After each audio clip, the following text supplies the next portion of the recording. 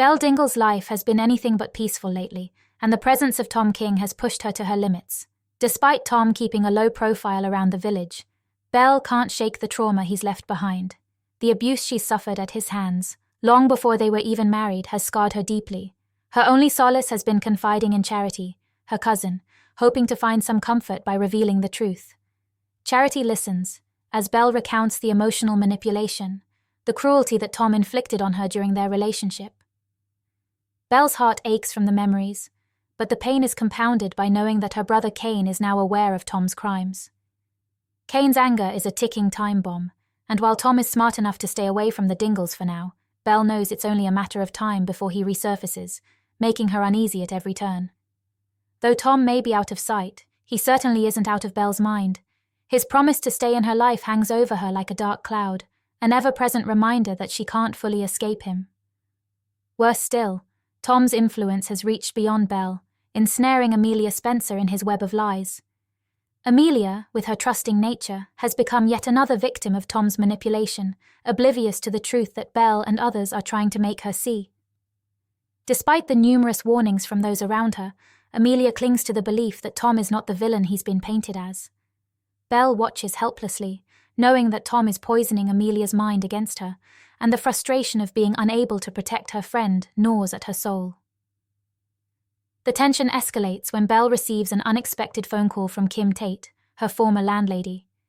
Kim's voice is urgent, warning Belle that something's not right at Dale Head. Despite her apprehension, Belle can't ignore the nagging feeling that something is terribly wrong. After all, she's been staying at Wishingwell Cottage with Sam and Lydia to avoid Tom. Even though Tom has officially left Dale Head, Belle has been far from safe, with Tom continuing to show up unannounced, violating her sense of security. Together with Lydia, Belle makes the difficult decision to return to Dale Head and confront whatever chaos might be waiting for her. As Belle steps into her former home, she's greeted by a scene of disorder. The house is in complete disarray. Furniture is upturned, personal items are scattered everywhere, and it's clear that someone has been here with bad intentions. The air feels thick with a lingering sense of dread, but it's not just the mess that shakes Belle to her core. Her eyes fall upon something small but sinister, a tiny screw, innocuously lying on the floor. In an instant, the horror dawns on her. This is no ordinary screw, it's from a hidden camera. Tom had been spying on her, watching her every move while she believed she was alone. The violation is overwhelming, and Belle feels sick to her stomach. The walls seem to close in as she grapples with the terrifying reality that Tom's presence has never truly left. Lydia, ever the supportive friend, urges Belle to take the evidence to the police. They need to act quickly, she insists, before Tom has a chance to do something even worse. But Belle is paralyzed by fear. The idea of reliving her trauma in court, of possibly having that footage shown publicly, is too much to bear. She remembers all too well how Tom had threatened to expose intimate photos of her after their honeymoon, using them as a weapon to keep her under his control. The scars from that betrayal are still fresh, and the thought of enduring another round of public humiliation leaves Belle teetering on the edge of despair. Lydia, sensing Belle's reluctance, opens up about her own painful experience.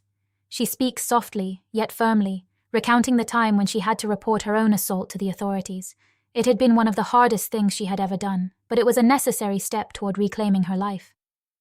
Belle listens, her mind swirling with thoughts of justice, vengeance, and survival. She knows deep down that Lydia is right. If she doesn't report Tom, he will continue to torment her. But knowing it and being able to do it are two entirely different things. As Belle wrestles with her decision, she receives an unexpected message from Amelia asking to meet. Hope flickers in Belle's chest. Maybe, just maybe, this is her chance to finally get through to Amelia. Maybe she can save her friend from the same fate she endured. With a heavy heart, Belle agrees to meet, not realizing that she's walking straight into a trap. Amelia's message wasn't what it seemed. It was Tom, once again pulling the strings, using Amelia as bait. Belle arrives at the meeting place, her heart pounding with a mixture of hope and fear, but instead of Amelia she finds Tom standing there, his presence as dark and menacing as ever. Before Belle can react, Tom blocks her exit, his face twisted with malevolent intent. With a cold smile, he locks the door, sealing them both inside. Panic surges through Belle as she realizes she's trapped, once again at Tom's mercy. All the strength she's mustered, All the courage she's tried to find seems to drain away in that instant. The walls close in, and Belle knows she's facing her nightmare once more.